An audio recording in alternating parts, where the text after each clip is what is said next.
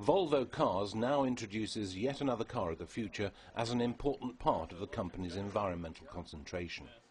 This is the Volvo Recharge concept. A rechargeable electric car with a very high charge capacity that can also be charged during the journey by means of its flexi-fuel engine. This is a different kind of hybrid than what we're normally used to. It has an engine, but it does not have any shaft between the engine and the wheels.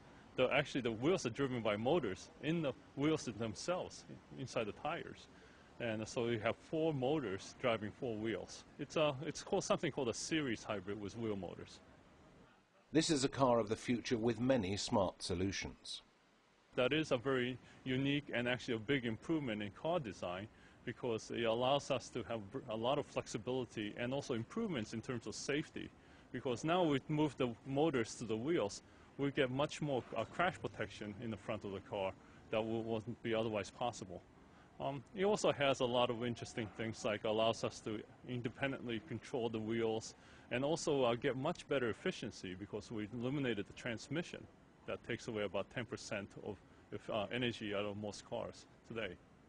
What is unusual about this car is the fact that it is driven by 4 wheel motors directly from the battery, and it is possible to drive 100 kilometers without recharging the battery. This means that 80% of all cars in the USA could be driven in an environment-friendly way without petrol. These cars are designed to operate up to 100 kilometers on batteries alone, which means that you could charge the car during the nighttime hours when electricity is cheap and mainly on renewable electricity, so that you're mainly paying for electricity prices, to drive this car. In the United States, that comes out to about 3 cents per mile, as opposed to even with cheap gasoline in the United States, where it's about 13 cents a mile if you were running this on the petrol. For Volvo Cars, this concept car is a vitally important step forward. But the big question that many people are asking themselves is if and when the car will be in production. That's something that I can't say right now, and some of it's going to depend on how well our suppliers meet the time targets. Well, it looks like we'll be looking at something like this after 2015 on the commonly seen on the roads, but it's very hard to say right now.